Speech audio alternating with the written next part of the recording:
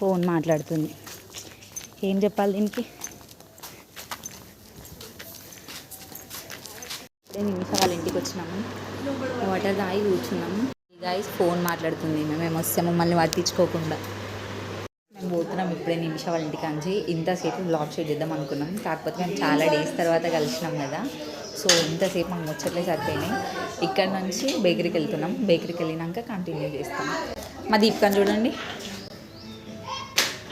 కనిపిస్తలే friends. ఇక్కడ ఇల్లు ఇట్లుంటుంది చూడండి, అవి వస్తుంది బొమ్మ సోకులాడి. ఆమె బండి మీద వస్తుందంట, మేము నడుచుకుంటూ పోతాం. ఇది నిమిష వాళ్ళ గల్లి, చాలా బాగుంటుంది, పీస్ ఉంటుంది ఇక్కడ. నిమిష పోతుంది, బండి మీద పోతుంది.